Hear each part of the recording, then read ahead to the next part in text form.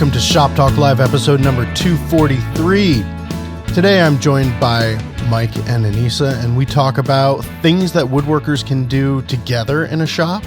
Whether big, huge, accurate squares are really necessary, and whether one listener's thrown together assembly table is to blame for his wobbly piece.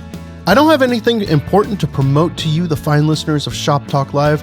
Instead, I just want to say thank you. Thank you for supporting Fine Woodworking, and thank you for supporting the podcast and subscribing and becoming Unlimited members. I get emails all the time saying that people have joined Unlimited because of the podcast, and I'm not going to lie, that really, really makes us feel great, and it keeps us, employed. So thank you. Thank you, thank you, thank you.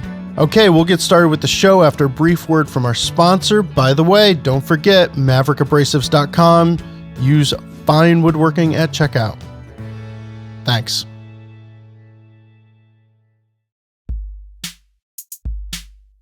This episode is sponsored by Maverick Abrasives. Maverick is a family-run company that's been making sanding belts and discs for woodworkers in the USA for 30 years. With Maverick, you're buying factory direct, so you're likely to save a lot of money. I just looked around my shop at the various abrasives that I use, and I did the math.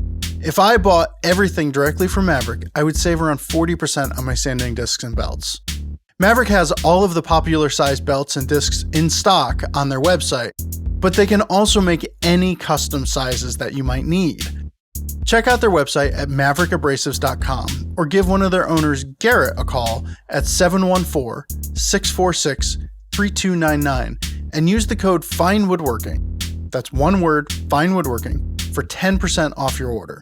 Again, that's maverickabrasives.com and the code is FINEWOODWORKING. Fine Woodworking Magazine has a long history of bringing inspiring content to our readers. You can subscribe by going to finewoodworking.com/sub. You guys ready? Sure. Yeah, can I tell you guys something first? Can I use it in the podcast? I maybe. You know how we talk about like looking at movies and all that stuff, like you always notice the furniture everywhere you go. Yeah. This is how I know that I'm too steeped in woodworking and I need to get a hobby that's completely not connected, because for the entire pandemic, I'm noticing the way people are building their plexiglass divider things. And I'm judging them. Well, no, I'm not judging them, but there are certain times where I'm just like, whoa, that was a good idea. So and everybody's using pine, and some people are just like cutting up 2x4s, but some people are milling the 2x4s down so they're a little bit nicer. Some people are just putting grooves in the pine. Some people are doing finger joints with that's how I know I'm too far gone, because I'm noticing the way everybody is building their, and I'm commenting to them like, you did a really nice job holding up this plexiglass in the middle of the ski resort or wherever it is. That's true. It became an instant cottage industry. Yeah. Because even if there were two companies that did plexiglass dividers, they were booked up solid. Oh, yeah. So it's everybody and their friend who's a carpenter had to learn how to do plexiglass dividers. And exactly. Yeah, and that's amazing. There are so many variations. Also, blue tape because of COVID. So everybody's using blue tape to cordon off their chairs. Oh. In the dentist's office, they have blue tape across all their chairs, except for the ones you're allowed to sit in. Oh. I'm a little late to the game with this observation, but... Huh. I have noticed some blue tape arrows in the aisles of grocery stores. Oh, yeah. I'm really glad that the arrows are going away. It is kind of nice, because then you look down and you see one, like there's still one there in Staples. It's just like, oh no, I'm going the wrong way. and it's like, are they going to enforce it, or do they know it's still there, or did the guy who was supposed to peel them up forget this row? Like, I don't know. I turn around and walk backwards. In the same direction. Yeah, right. I turn around and walk backwards. Why did that take me so long? I don't know. Usually you're the quick one, Ben. Yeah, okay. Oh, yeah. So why was there not a plexiglass shortage? Or was there, is my question. There doesn't seem to have been. That's very interesting. Big plexi. Yeah. I got to say there was one. I bet there had to have been. Yeah. I don't know. We need to talk to someone who's been doing a lot of the plexiglass dividers. All I know is from the comments on Mike Michelli where he talked about plexiglass versus acrylic. You better get it right when you talk about the two, because that is a trigger happy crowd right there. Yes. They get set off. If you mix up acrylic and plexiglass or whatever and Lexan and woo, thank you. Yes. Huh. All right. So I had a random woodworking related question for y'all. I went to a concert. And just so that you know, I know I relate everything on the podcast to music, but when I'm at a concert, I relate everything back to woodworking. Okay. So I went to a concert, Lake Street Dive, and Rachel Price, the singer, she's phenomenal. Right. You could tell immediately that she was hit by allergies, and you could tell immediately that her 100% was not going to be there that night. And she super, super pro finessed her way through it. And it was like, the high notes, she just hint at them or whatever. And it was almost more fun watching her figure out how to get through the night. Right. Now, was this everyone in the audience or literally just you? Oh, it was just me. Yeah. It was just me. And Katie too, because I narrated the whole sure. extravaganza. Right. But, then I got to thinking about woodworkers, and I turned to Katie. I was like, it's like she doesn't have a sharp tool in the cabinet, but she still got to get the piece made. And Katie looked at me like, what is wrong with you? But I started thinking like, could Garrett Hack walk into my shop with my crummy tools and still build pieces at the level of a Garrett Hack piece? Yes. You think so? I do. Yeah.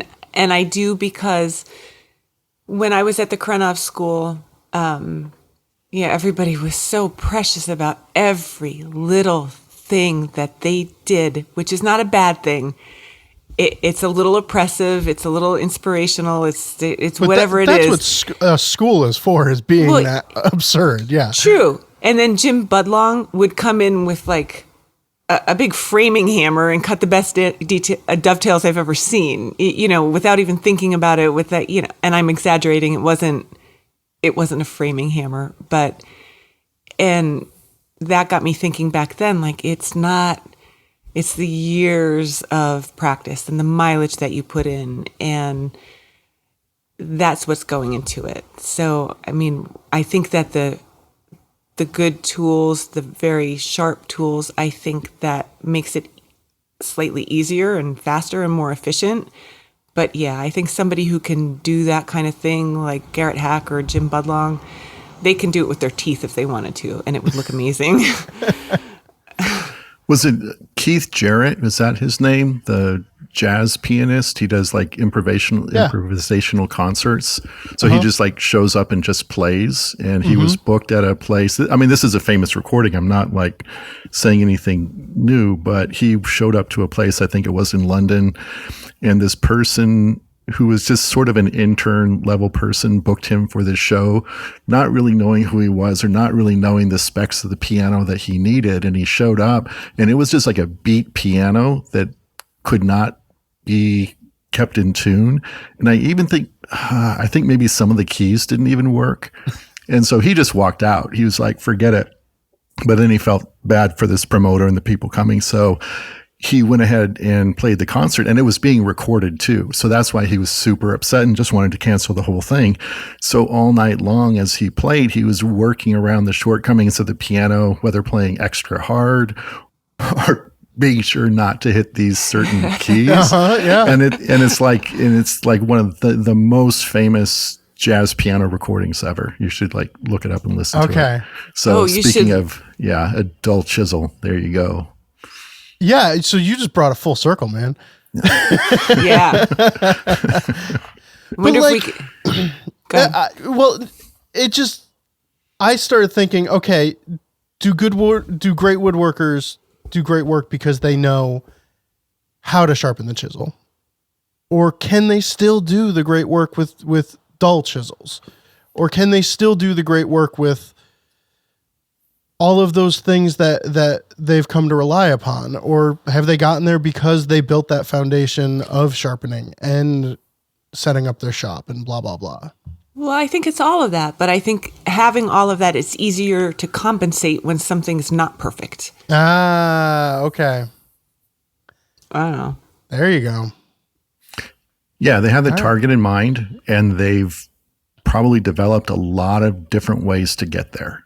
Yeah. And it's like, oh, this road is blocked. Okay, let me take this detour and come around different angle. Yeah. Well, you work in other shops like guild shops and classrooms. Do you ever? Oh yeah. Do you ever like just pick up a hand plane and go, oh, how am I going to figure this out? Well, that's why when I travel, especially to a place I've never been before, like I bring my own saw blades, I bring my own routers, I bring my own router bits, I bring my own drill bits. You bring your own saw blades. I bring my own screws. Yes, I mean, yeah, everything. So completely self-contained. But that all came from showing up to places. It's like, oh, really? Okay, let's do it this way. Yeah. So no, I think you can get around it, but the less you protect yourself from having to work around things, the better. Actually, but then it did bite me because I was going to this one place for a box making class, and I know early on, like months ahead of time, I'm sure I asked if they had a table saw, and I'm in my mind I asked if they had a saw stop because I really won't teach any table saw work at a school that doesn't have a saw stop. That's just too scary for me. So anyway, in the back of my mind, they said yes, and that it was a saw stop. So I didn't think anything of it until I think the day before I was ready to leave. I said, can you send me pictures of the shop? And they sent some pictures. I said, that's good. Can you send me a picture of your table saw? And they said, it is in the picture. And there was a job site DeWalt saw on a stand, folded up, leaning against a wall. It's like, oh no, okay.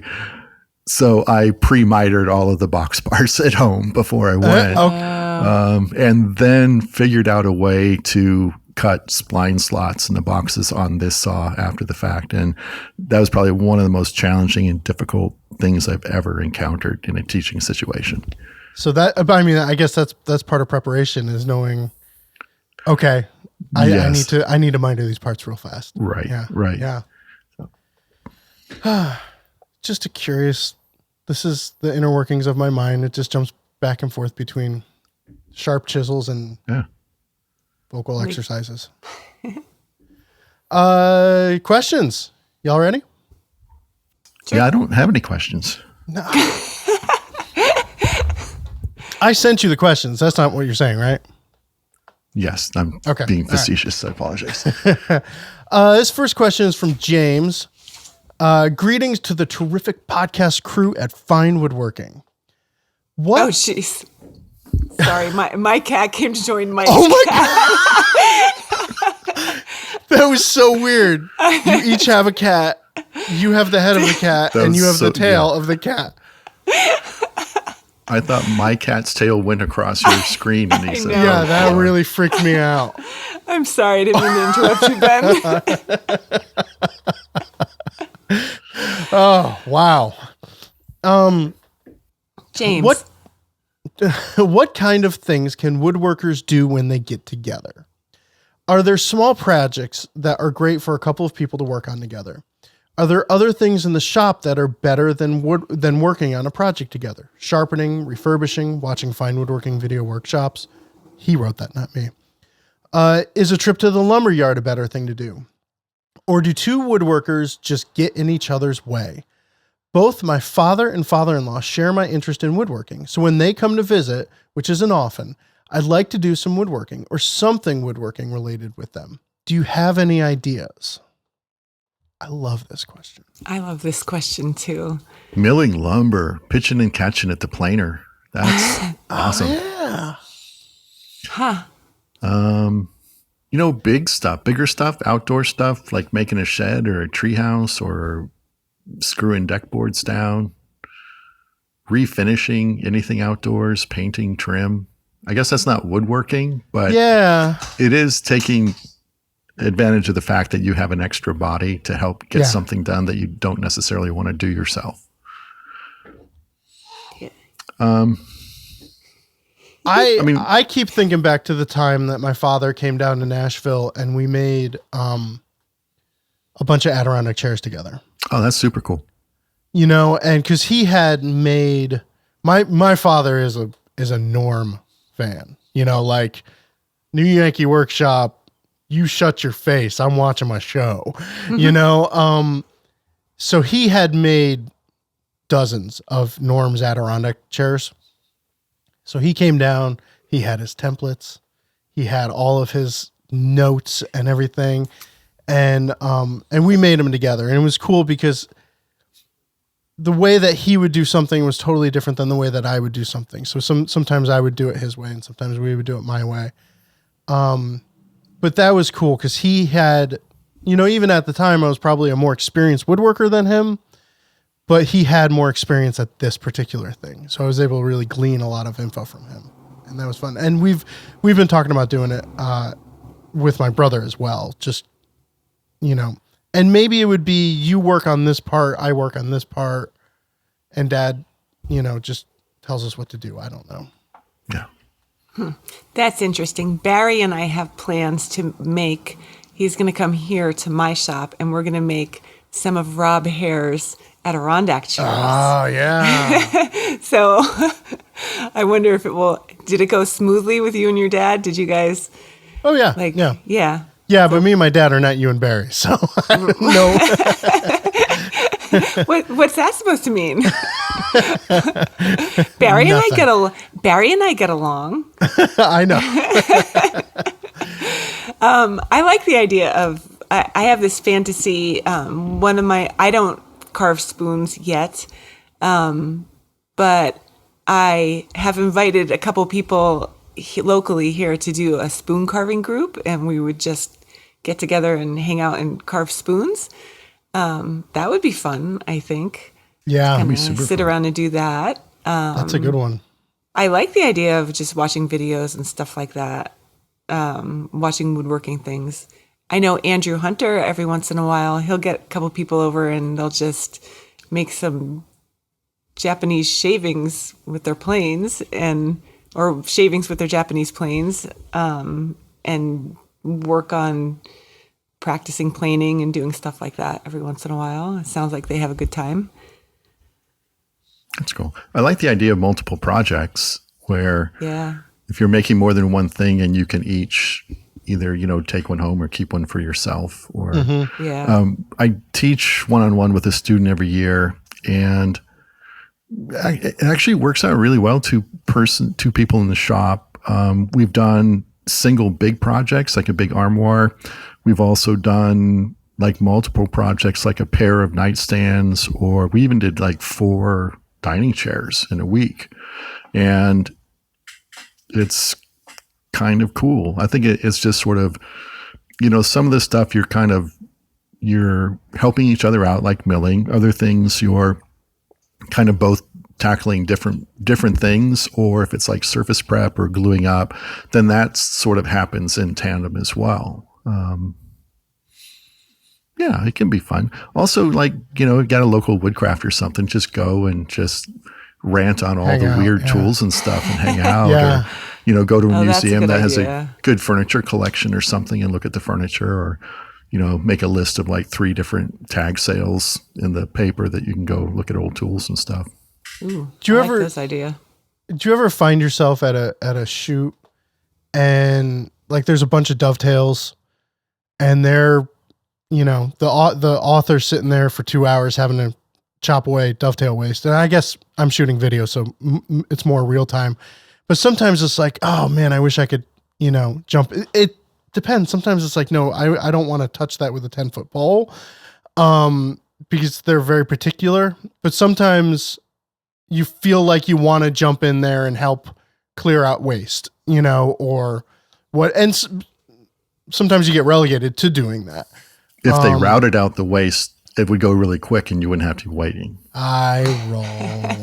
Just saying. I think one thing to consider is I know my shop is set up wiring wise to only be able to really have one machine running at a time. Like I can't run my jointer and my table saw, or I can't run two 220 volt machines. So you can't necessarily divvy up work that way. Dust collection might be an issue. Power draw might be an issue, but find something. Anybody have anything else? No? I think there's a lot of stuff. Yeah. Some of it in the shop. I like that spoon idea. If it's little stuff you can each do, or, it sounds sort of not pleasant, but like you could get together, glue up and batch out, a dozen cutting boards. Oh yeah. And, that way, you can check off all the holiday gifts for both of you, like in one go and you're set. I keep thinking back to the times when I would enlist somebody to come over to help, like gluing up my dining room table. That was a 2-person job. It was, I could have done it myself, but it was much nicer having 2 people. Yeah. So maybe plan a project around that. Yeah. Something. You can go to the lumber yard. I mean, that's nice to have 2 people, but it's also a pretty fun thing to do. Yeah. Like, when everybody was in the shop, sometimes there'd be like 3 or 4 people. Yeah, I'll go. Yeah. And they're just like hanging around looking at the boards and stuff. Yeah. That was the best. Yeah. Remember when we had those junky vans? And we'd all pile in those junky vans? Yeah. Oh man. They never felt like they were going to make it. All right, let's see. Question number 2 is from Ken. For high quality cabinet making with sheet goods, is a high quality framing square with perhaps stair gauges actually good enough for roughing out? I would assume for roughing out. Or is getting an 18 to 20 inch blade for a combo square an alternative? The sticker shock of high-end giant squares has me wondering. So there are some squares out there, big old squares for $200, right? Is that needed? I think it's really nice to have a big square. I don't know if he did it in an article or not. John White, inventor extraordinaire at the Fine Woodworking shop, our old shop guy.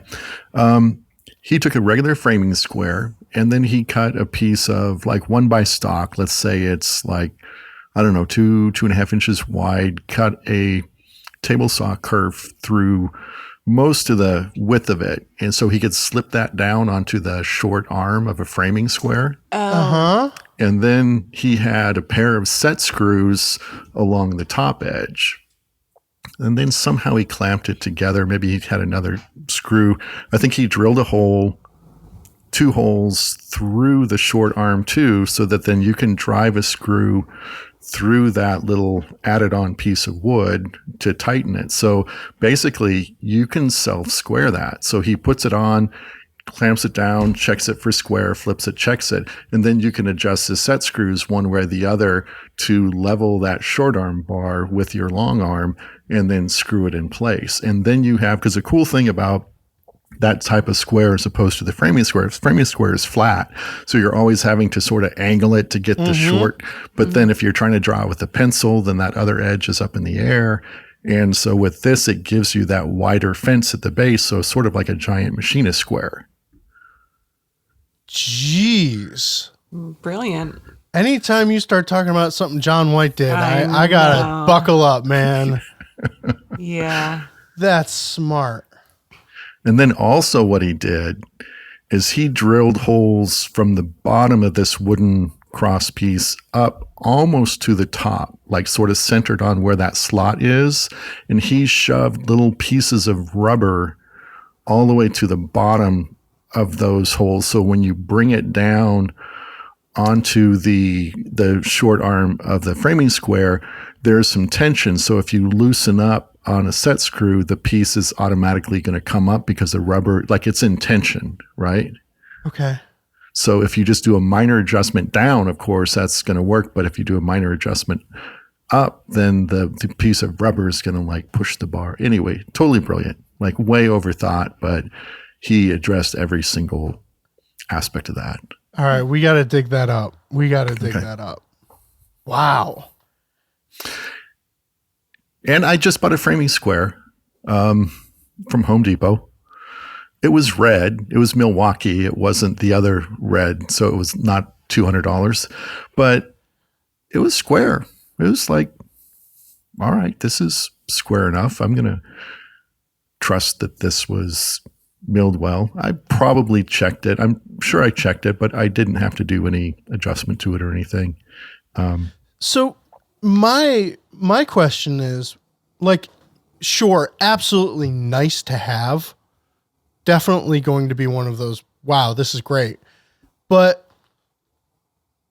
outside, like if you're maybe cutting out pieces with a track saw and you're in that world, big square would be really nice.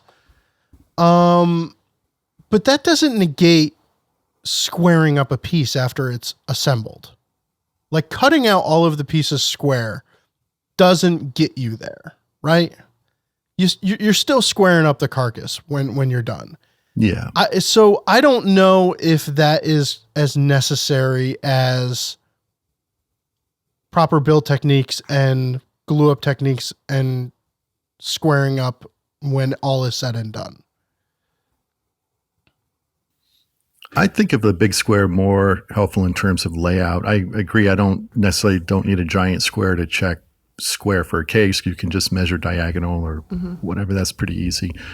But like if you're laying out, if you're striking a line across maybe a wide case piece or a couple boards ganged up, and I have a 24-inch bar to my sterret, but the head is only like 4 inches wide. So, there is that issue there where you can get a really long ruler to it. But if the head is only so wide, then I think you're still limiting things, where if you had like literally a big square, so the cross piece going against the reference piece going against the edge is say 12 inches long, then I think you're going to get a truer reading. So I like the idea of it. I would really like to have one.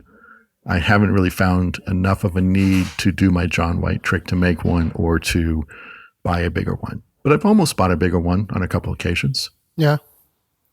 What about you, Anissa? When you were doing that huge wall thing, did you find the need?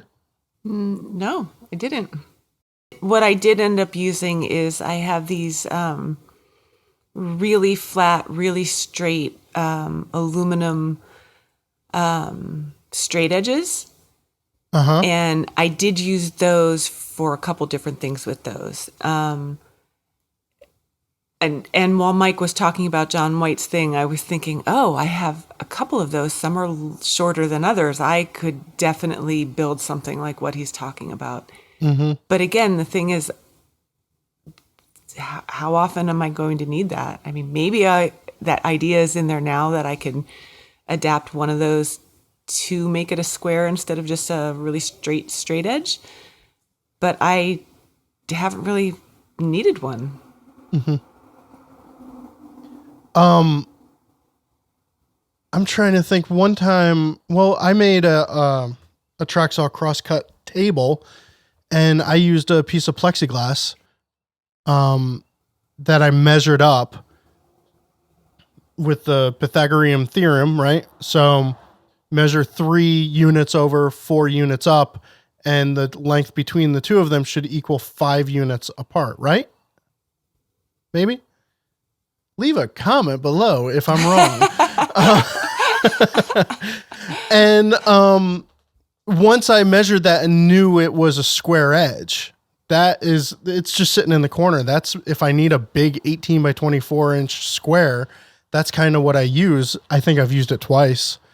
But that's a known quantity. It's not going to move. Maybe after the great plexiglass shortage of 2020, maybe those are more expensive than a red ruler, but yeah. Did Ken say what he was using it for? Was it cabinetry? Yeah. Oh, for high quality cabinet making sheet. Yeah. Yeah. Definitely a nice to have. Yeah. Do you guys want to do all-time favorites or whatevers? Sure. I'll go last. Okay. Do you want me to go first, Anissa? It's up to you. So about a month ago, I took a finishing class with Mike Michelli, and it was just slapping finishing products on pieces of plywood. There wasn't a project involved. It was all just theory and then experimentation. And I learned a lot. And I've always been weary of or hesitant to take a class that was just a technique or just theory or whatever. I always felt like, if I'm going to spend all this money, I need to walk away with a thing, right? Right. First off, that's really wrong. I am so glad that I took this class. But the biggest takeaway was a world of products I knew nothing about. And I thought I kind of knew finishing stuff. I knew nothing about finishing stuff. But lacquer-based spray toner, which is, it's basically a diluted dye in lacquer in a rattle can that is just a hint of color. So you find yourself needing to match something and you go, it just needs to be a little more red. You just pull out the spray toner, it's lacquer, it's going to stick to whatever, and just mist it, and it gets you right there. Another place that it's used a lot, and I've never used it this way, but if you have a large full-size case piece that takes up, a whole wall or something, Mike showed off how adding a little bit of a toner to the base or in certain areas just kind of gives the piece more weight, more of a foundation to it, and just brings things up a notch. And just picking apart like high-end finishing ideas was a whole new world to me, because I've always finished as a woodworker, and hearing things from a finisher's perspective it's different. It's very, very different. And, but lacquer-based toner, I wound up buying things from Mohawk. It was really expensive, hard to order, took a long time. They make great products though. I think you're better off finding a Mohawk dealer. At Woodcraft, they had a different brand of spray toner. It probably would have been exactly the same thing. We were just using Mohawk in the class, so I wanted to get that. But man, wow, what a cool product to have. So now I have amber, I have cherry, which is more of a brown cinnamon color, and then I have a red mahogany color. And as I've been doing these random chair repairs and whatever, I had a friend who needed a piece of wood matched, and I just decided to see if I can get it as close as humanly possible as an exercise. And the spray toner made all of the difference in the world. Wow. Such a cool product. Very cool. Very, very cool. Can I be greedy? Can I do two, or should I save one? You can do whatever. I can't decide. I have a really good / bad smooth move, but I also have a really very simple technique that I saw somewhere and I never tried before this week, and it works really well, which is the I was doing some dovetails this week, and I put double stuck sandpaper to my card scraper, and just right. So you have this very flat, very rigid surface, and I just went in between some of my pins, or not my pins, my tails, and just sanded off just that tiny little bit, and boop, boop, boop. It was, I can't remember where I saw it. I saw it somewhere, Fine Woodworking, and it just popped into my head that I had seen that, and I tried it. Works really well. Mm-hmm. Really, I bet it does. Yeah. Really well. That's super cool. And it's slightly flexible as well. Yeah. But not enough to take it out of square if you don't want it to. Exactly. Very cool. Yeah. That's riff on that. Steve Latta did that video of the rule joint and the knuckle joint, and he had his ruler. Oh, his ruler with double stick. Yeah. Yes, but he also does. He backs his sandpaper with packing tape so that he can go. He can get it in that tight spot and go back and forth on the curve. Extra length, so he had handles. Yes. The little sandpaper tricks and those in that. Well, you did the article with him, right? I did, yeah. And then he made the videos, and so we're talking about the article from 290. Is that the issue that just came out? I don't know. It's all a big blur. No. 290. Yes, 290. 290. And Steve wound up doing a couple of videos to go with it. And just watching like the little sandpaper things, the ruler with sandpaper on it, and that, oh man, so smart. Very cool. So sandpaper on your card scraper. Okay. What grit? Well, I 150 because my dovetails were that not close to perfect. Oh, I was thinking I'd go 120. Yeah. Maybe 150. Maybe that's the rating system. What level of woodworker are you? Well, what grit of sandpaper do you have to true up your dovetails? 80. I do that. I learned that from Michael Fortune, where I just have these strips of 1/2-inch MDF with 220 on one side and 150 on the other. And they're really cool in classes because a lot of times there aren't shoulder planes, and it's a great substitute for a file or a shoulder plane. So I make, a bunch up for classes, but that just means they're around my shop, and I end up using those things all the time.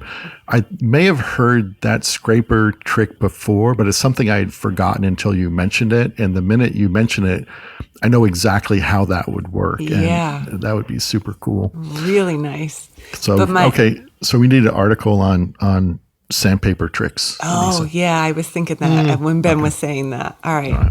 I'll put that on the list.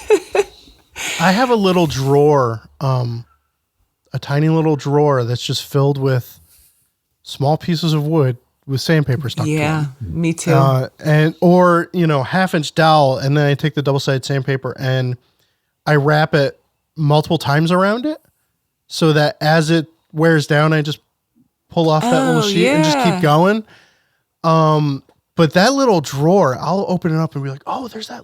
And I mean, some of them are 1/2 inch by 1 inch or something. And they've got 220 on one side and 150 on the other or whatever. And I love that little drawer. It's a little fun drawer to go in. One thing I did by accident was I just had a regular sanding block, a piece of wood with some cork glued to one face of it. Mm-hmm. And I wanted like a really, really, clean, accurate edge. So I just spray mounted some sandpaper to the bottom of that and trimmed it. Mm-hmm. So it was sort of like a cork backed sanding block, and just that extra smush made it really good for certain instances. And I've never changed that sandpaper on that block, but I still use it. And I think it was like 400 grit. So it was super fine to begin with. So I'm doing nothing with it right now, but I still use it. My polishing block. Yes. That's cool. So Anissa, what's your smooth move? I don't think we can get away without hearing that one too. You don't. Oh, okay. So I've been in my shop a lot more recently between this project that I'm working on, and a couple months ago, I was milling up a bunch of lumber that I had gotten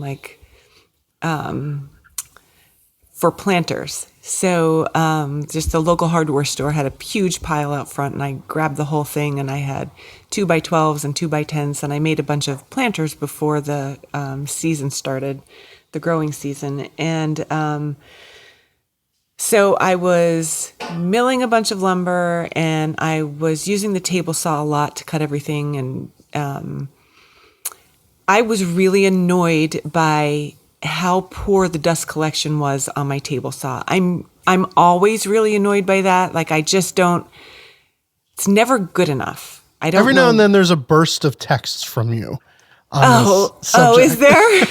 Like, why is the dust collection on my table saw so bad? So it was one of those moments, and I was really getting frustrated. And it was a couple days in a row. It must have been a weekend, and I just wanted to get these planters done. And the more I was working in the shop, the more frustrated and annoyed I was getting by the horrible dust collection on my table saw. I finally get all these planters done. I go to start this other project, and I realize the whole time that I was turning on my dust collector and complaining about the dust collection on the table saw, the entire time I never changed I moved the port around from one machine to the other. It was hooked up to the planer the entire time. I didn't realize until after. It wasn't even hooked up. I never even put the port on the table saw. And so that means when I opened the cabinet, my table saw was so packed with sawdust. It was terrible. And I was just like, I cannot believe I did this. For like 2 days, I was using that table saw. Pissed. I was so mad. I can't figure out what is going wrong. I'm putting the dust collector on every single time, and I never had the hose hooked up. Oh. Yeah. I miss dust collection on a table saw. And your saw has the hose on the inside of the cabinet going up to the... Correct. So did that get backed up? Everything. It was so backed up. It was terrible. Yeah. That one's rough because you're shoving a stick up there to try to loosen, and then you put the vacuum up, and it's frustrating until you finally get it loose enough to where then the vacuum can like suck out like the big old chunk that was left. Yeah. That's worth it. That's still pretty fun. There's something really satisfying to that because I was using the dust collector hose, but I was also using the shop vac hose. Yes. The only thing is now there's schmutz somewhere, and I can't get my blade all the way down, and I can't get it to go all the way down. That's driving me crazy now because I'm trying to get that cleaned off, and I can't get in there, and so my blade will not go all the way down right now. There's a double secret place, and I think Bob Van Dyke's. I think he figured out where in the cabinet to drill a 1/4-inch hole through the sheet metal cabinet so you can shove your air hose compressed air right in that hose and hit it, and that like cleans it out. But I need to know. Yes. Because it's driving me nuts, and it's just above the height of my Yeah. Because it is like a flathead bolt, and as it keeps mashing that down, you get that layer of compressed sawdust there. Exactly. That's right. I hate that. Same thing. If you can't quite get it to go 45 degrees, the same thing. That stop gets plugged up, and yeah, that's rough. All right, I'm going to make him show me next time I'm there. This makes me think of. I've heard people like open up all the doors to their shop and like take a leaf blower and just blow out everything. Oh. Like, has anyone ever done that?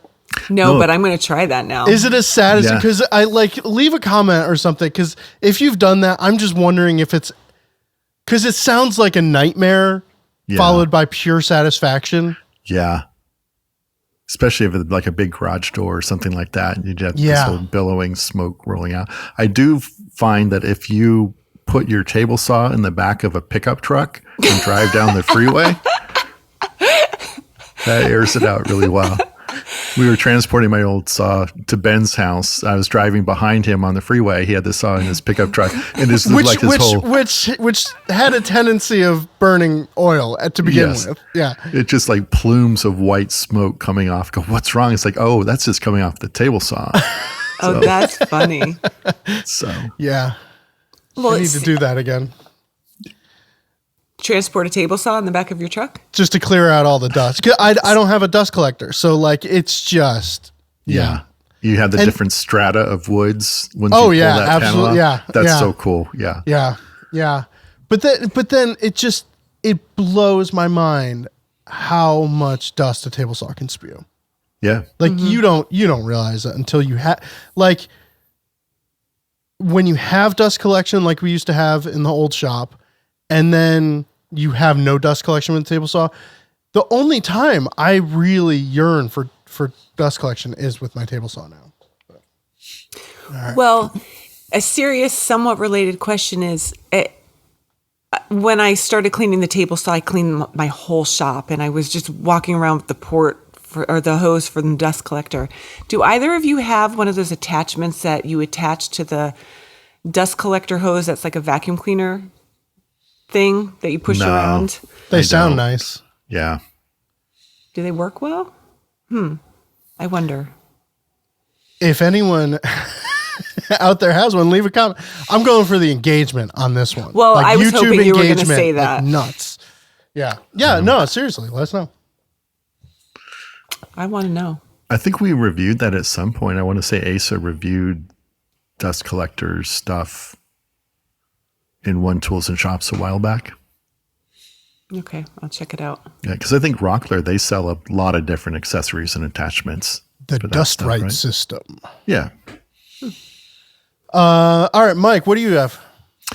I probably said it before, but it's just one of those if things. You say the wedge. Or number 2 pencil. No. L fence on your table saw. I mean, it's just something I probably use on every single project at some point or another. And, you can it takes 2 seconds to make 2 pieces of wood, glue it up in an L, clamp it on your fence, and it just sits above the blade, and you can do a bunch of cool stuff with it. And then Bob Van Dyke has like his super duper rip fence thing, which is this kind of a U-shaped plywood box, which fits over the rip fence. He has Destaco clamps on the opposite side, which snugs it up super tight with a lot of attachments. One of his attachments is the L fence attachment, which is absolutely brilliant. And we ran his super duper fence a long time ago. We didn't include the L fence attachment, because he had just written an article on using L fences. So whatever, the logic was what it was, but we finally just got around in issue 290 to running Bob's adjustable L fence. But we said, well, it's kind of weird because it's sort of an attachment to this other rip fence that we didn't include. Can we just see if you're able to clamp it directly to the rip fence itself as an option, which I had never thought of doing. And I think Bob had never thought of doing that either. But he texted me right away. It's like, what do you know? You can clamp this L fence right to your rip fence. And and it works really well. So the article we just did was on Bob's L fence. And what's cool about it is it has a stationary plate that clamps to the rip fence. And then the L portion is slotted and attached with the little star knobs that you loosen, and then you can adjust the L up and down, which is super easy because one of the problems with the regular L fence is getting it clamped to your rip fence at the right height. So it's not hitting the blade, but it's low enough for the workpiece to ride against it, but it's not tilted. So it rides against it in the beginning of the cut, but then at the tail end, the workpiece slides underneath. A lot of bad things can happen. So getting it adjusted, it's not rocket science. It's not a big deal. It's a little cumbersome, but having the adjustable thing is super, super cool. So, I think it's worth it. If I didn't have one, I would definitely make it. So Another shameless plug for issue 290, because it has Steve Latta's sandpaper ruler trick. It also has an article by Craig Vandal Stevens on his like little Krenov style marquetry, which is stunning. That's actually one of my favorite issues of all time, I think. Yeah, Whoa. I just got my issue. Betsy sent it to me in the mail, and that back cover with his marquetry is just beautiful. Yeah. And Barry's cover photo is great too. Yeah, so Tom McLaughlin making a really beautiful classic shaker style dresser out of cherry. You know, one of those, you know, just classic projects. It's so many. Like Tom's construction design for this case piece, and you could take this design and these methods and apply it to any chest of drawers. Yeah, definitely. This construction technique, or whatever you want to call it, the design of the internals, right? Just, he's got everything thought out. You know, wood movement, repairability, everything is in this. And if I ever make a chest of drawers, even if I don't make this design, which I don't know why I wouldn't, because it's beautiful, this is going to be the basis of what I make it off of. Yeah, it's great. There's a reason why Pony Jorgensen is tight with woodworkers.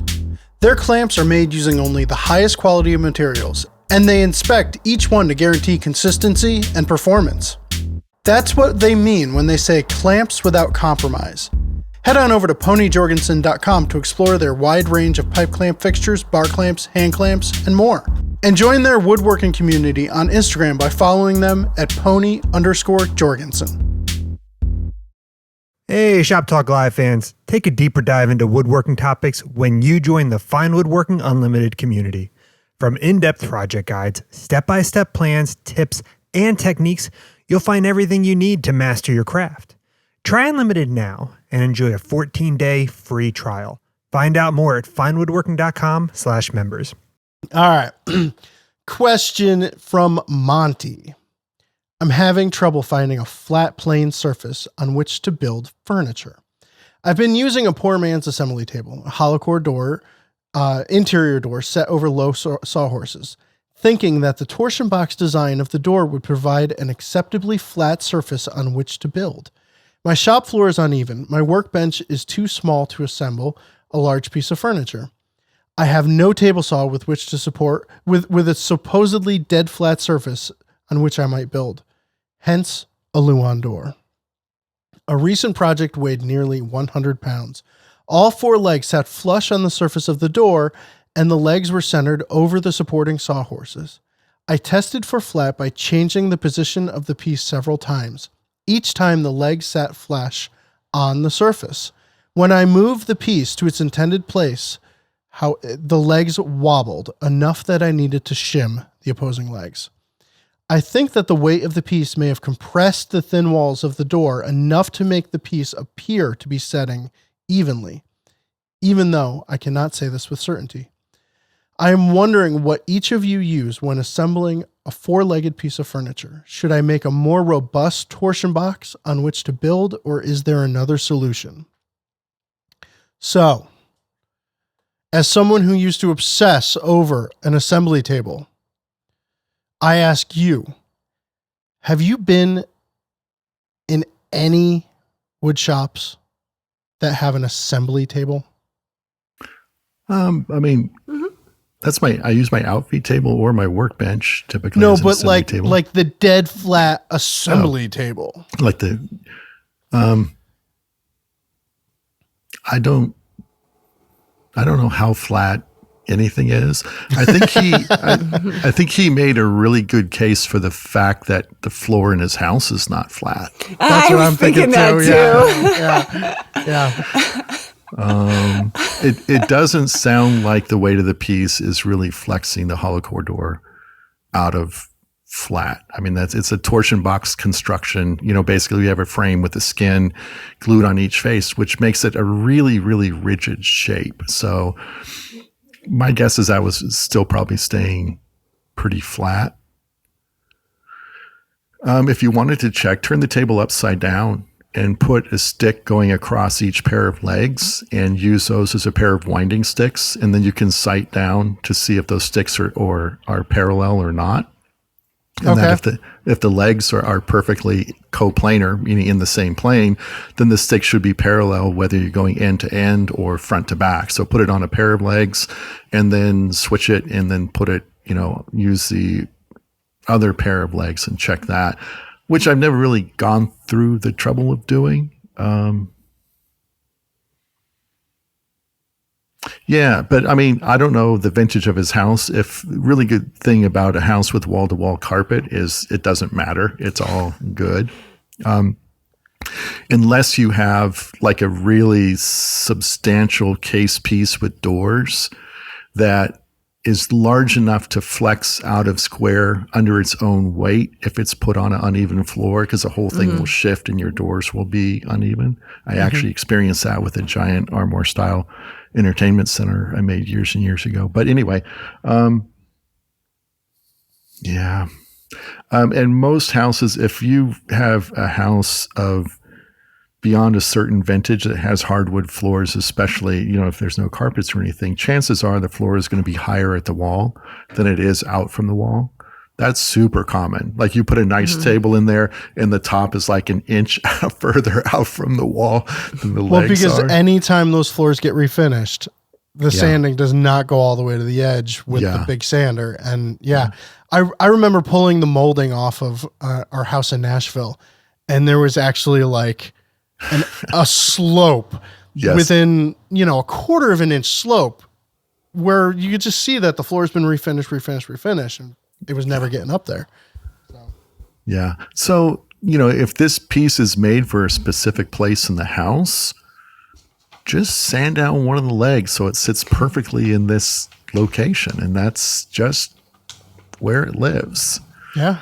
It's not really practical. I did have a client where they had a rug, they had an area rug, but it didn't extend all the way to the wall. It was maybe 6 inches out. So I made like a buffet style serving table where the back legs were on the hardwood floor and then the front legs were on the carpet. So I made some little cuffs at the bottom of the feet that just screwed up into the bottom of the back legs. And they were almost a quarter of an inch or so.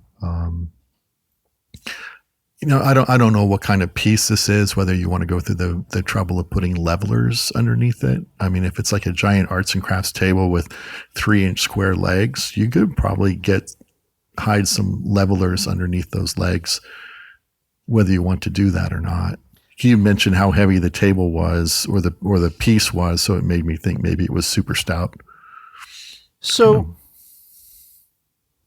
I like the idea of, for Monty, maybe keeping your setup, but checking it before you do something like this.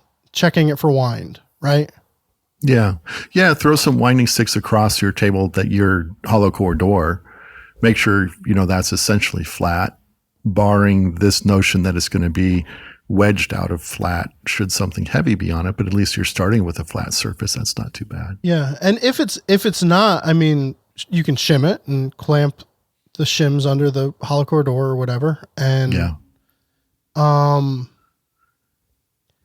don't know. I always think of, because I used to dream of having a shop with torsion box, 3/4 inch MDF with a torsion box in the middle, blah, blah, blah, and cabinets. And the more shops I go into, there's a workbench and then there's an outfeed table, and they're probably flat. I don't think people's workbenches are as flat as hobbyists think they might need to be most of the time. I think most woodworkers just get through it and assume that the floor is unlevel. I don't know. Anissa, what do you think? Well, my first thought about the whole thing was the smart aleck comment. I think that one of you guys said, I think Mike said it. This is just a case of uneven floors in his house. which is what I was thinking, because I have an old house. You've both been in it, and there's nothing flat or level in this house. So even if I have a piece of furniture that I know everything is even, everything is flat, it's completely shimmed underneath. Yeah. So, like, one part of it will have shims under it, the other won't. One part of it will have a lot of shims. But all that said, I mean, I think it's possible that the Luan door or the hollow core door, they are torsion boxes, but they're kind of like It's a cardboard torsion box. It's not like the strongest torsion box ever. I'm a huge fan of the torsion box, like for assembly tables or for making like really thick tabletops and just trying to keep the weight off. And I was even wondering if he was really concerned about the Luan door or the hollow core door, if he wanted to, if it's less of a winding thing and maybe more of a compression thing in different spots, maybe just skim some plywood on top of that to kind of beef it up a little bit on both sides. But even just like a 1/2-inch sheet of MDF or something, just enough just to kind of make it a little more rigid and ensure that it's flat. If he was not completely confident that it's staying flat and straight and not just compressing. Right. You just have your workbench and that's it, right? Yeah, and that little outfeed table on the saw stop. And horses, and if I'm doing something bigger than that, I'll put a piece of plywood on the horses. My shop's kind of, it's not huge. It's a good size shop. It's a good size shop, yeah. Yeah. But I don't have room for a big outfeed table. Yeah. So like, even if you have a dead flat surface, there's no guarantee it's going to not need shimming, right? Yeah. If it's a small enough piece and you can throw it up on your table saw top, that tends to be a really pretty flat surface. But he doesn't have a tabletop, or a table saw. Oh. So. Okay. Get a table saw? I didn't read that. Yeah.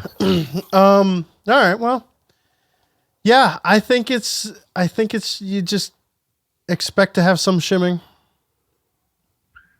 Yeah. I mean, someone said that was a difference between like a carpenter or home builder versus a furniture maker, in that furniture makers, we sort of design and build in a vacuum. We create something perfect in and of itself that then has to go and interact with an imperfect world. Whether if you're a carpenter or cabinet maker, you are from the very beginning working with an imperfect world. You know, it's like the first time if you've ever done miter trim in a house as a woodworker, like I have, you cut it exactly 45 and then you put it on the two walls and it's like open by 1/8 of an inch on the outside or something. It's like, what is this? And it's like, and as a carpenter, it's like, no, the exact angle is the angle where they meet and it's flat. Who knows what that is, but I guarantee it's never going to be 45. The same thing with walls not being plumb, and you know, you're always scribing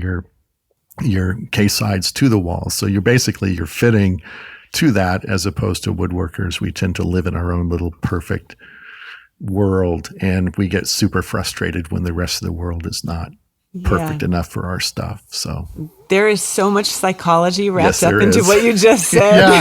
Yeah. Comments on home builders versus woodworkers. That was so loaded. yeah. I like it though.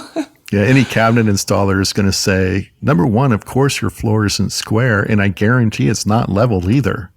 Yeah. You know, it's going to probably dip whatever, you know, 1/8, 1/2 inch from wall to wall, depending on the size of your house and the vintage of your house.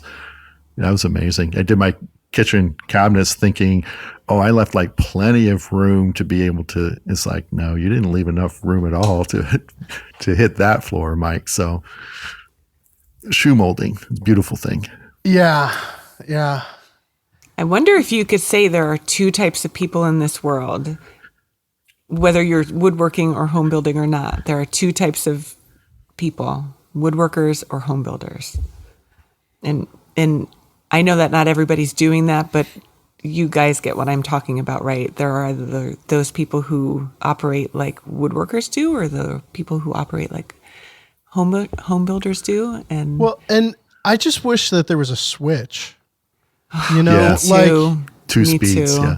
Like trying to do drywall, and like I'm, trying to shave 1/8 of an inch off because I tried to cut it too perfectly, and there's not, you can't get the piece in it. And then you go, that's not what you're supposed to do, man. You're supposed to like leave,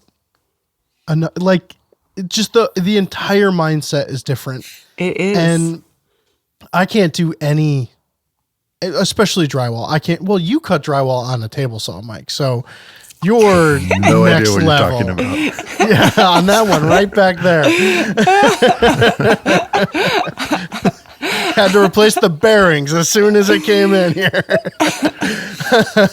But like, it's just an entirely different mindset, and I think that when, like you said, when the two worlds meet, something's going to give, and I think it's going to be the shims on your table. Yeah.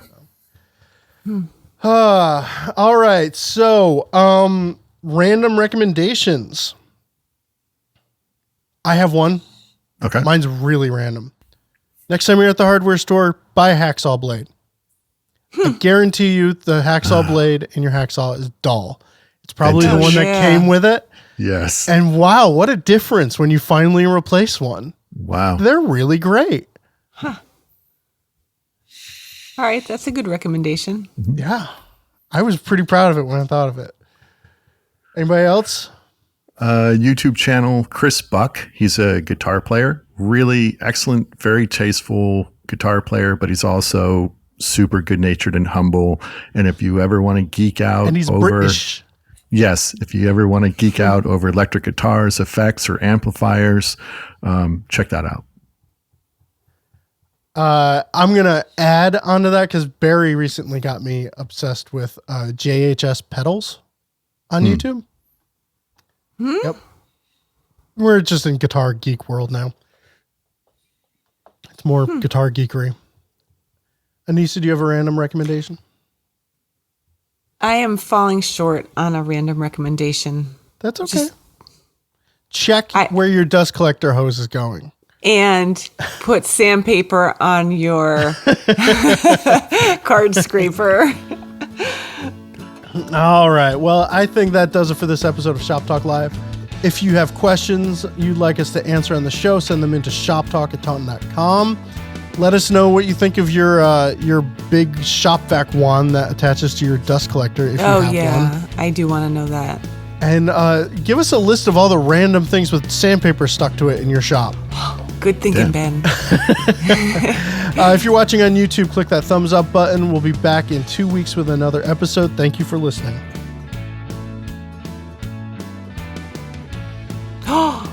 I just thought of a good recommendation. What is it? I'll pop it in there. Did you guys see Cruella? No.